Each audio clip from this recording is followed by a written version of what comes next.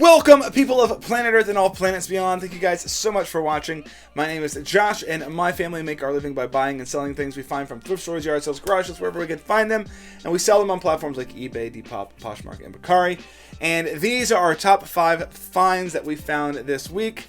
Let's get into it.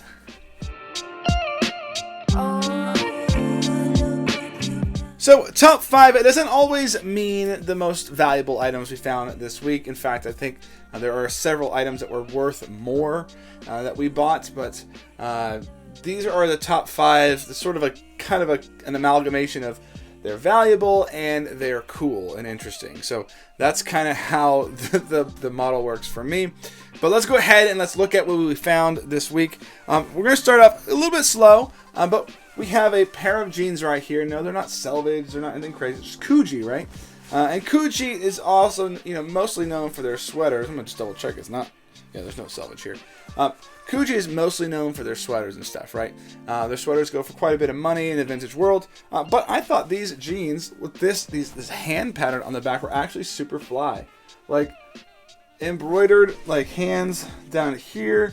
Pretty wild. Hand right there. I just think that's pretty freaking cool. I don't wear Coogee. I've worn a sweater a couple times, but I just think that's cool. I think it looks cool. It seems cool. I'm sure it'll sell probably like $40 or $50, and nothing crazy like that. But I just thought the design was cool, and I thought it was a cool looking pair of pants. And so hopefully we'll go and find this a home, and it'll make us a little bit of money at the same time. And these dope pants and jeans can stay out in the world being worn. Next up at number 4 is a pair of jeans that actually has a little bit of value to them. We have this pair of orange tab bell bottoms. In fact, these are the Levi's 684 big bells. These have been cut or something like that. They've been certainly worn.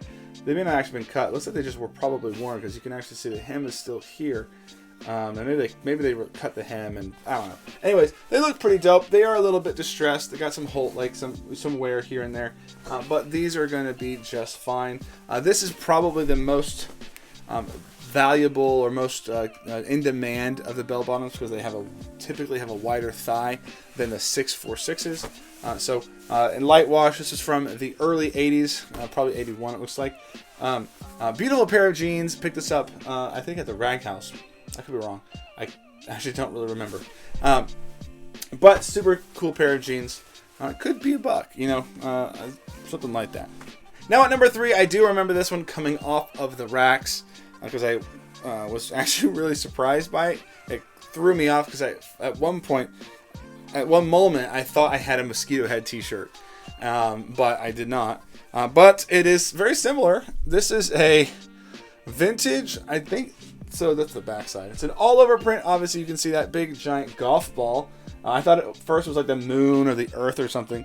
But this is Weekend Golfers Club. All-over print, single stitch, tag removed.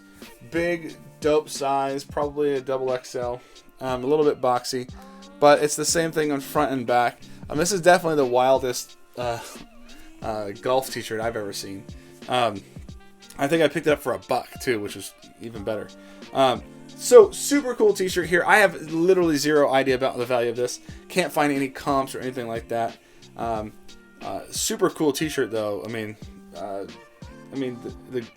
quality looks great. The print looks good. I imagine we can shoot for the moon, and probably get maybe $75 for this. I don't know. I have no idea, but really cool t-shirt here. Definitely a pretty unusual one to find. Sticking with the theme of t-shirts, we have another t-shirt here that in the front side looks pretty low-key, but it's got that vintage 90s Nike tag and that little front hit. Yes, that is Chris Webber. We have a vintage Nike Chris Webber tee. This is single stitch. This was probably from like 95 and 96 when he first entered the league. I imagine because he would be a professional if he's getting these endorsements. But C-Web, multi-dimensional. He slams, he jams, he runs, all that stuff. Super dope in white. I think it's size large, right? Yeah, size large, made in USA. This is a great tee.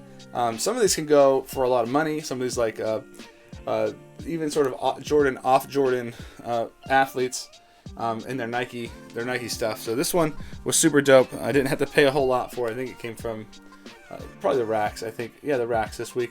Like $1 or so. Super cool t-shirt right here. I'd imagine we'd probably find a buyer between $50 and $75. Super dope t-shirt for sure. So before we get to number one, I do want to remind you that we have a live stream on Mondays at 7 p.m. Where we open up rag bags full of mystery t-shirts. Hoping to find some dope vintage t-shirts along the way. So if you want to join and find out and see what we find, join us at 7 p.m. here on the channel. You could even potentially win one of those t-shirts, and you'll find out how on the stream. Anyway, let's get to number one. So number one isn't actually a thrifted item. I didn't find it at the thrift store or the rag house, anywhere. I did buy this on eBay for resale. And it's nothing super crazy, but I think it's super dope. It's this vintage 1960s Robux, probably late 60s, Robux denim jacket. What's so cool about this denim jacket is that it is lined with a sort of like houndstooth material, super nice and clean. But you can see on the back side, it is selvage denim that is actually comprising this jacket. So I picked this up for $30 even, which I think is a steal. I don't think this is going to be a crazy sale, but I'm certain that it's worth more than $30. So we could probably see upwards of like $75 to $120 for this. Being that it is salvage, it's in great condition. It's a good size 40, I think it's 48 or 46, one of the two. But beautiful denim right here, fantastic alternative to the Type 3 or something like that you might not be able to afford in the same condition. You can see it's very much designed similar to the Type 3. It has the stitching. I mean, this is a Type 3 denim jacket, let's be real. It's a complete ripoff. But this one is in beautiful condition, super clean. And so I don't do it often. I don't buy from eBay often to flip onto eBay, but it is a way to source. In fact, I know a lot of people that build most of their business model out of that idea and out of that model, buying stuff on eBay to flip on eBay. It's just like when I bought it, the guy didn't actually include the word selvage on the listing at all, or the age or anything like that. Just was like vintage Robux denim jacket. So me having a little bit more information, I can take that information and use it to my advantage to find deals and steals on eBay or other platforms out there.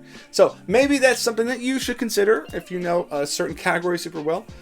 Just go and search for a little while and see what you find. Maybe you'll find a deal that you can double or triple your money on. I think I'll probably be able to triple my money on that. If not, I've got a really dope piece of denim and super cool selvage denim as well. So anyways, thank you guys so much for watching. We'll see you guys on the next one. Peace.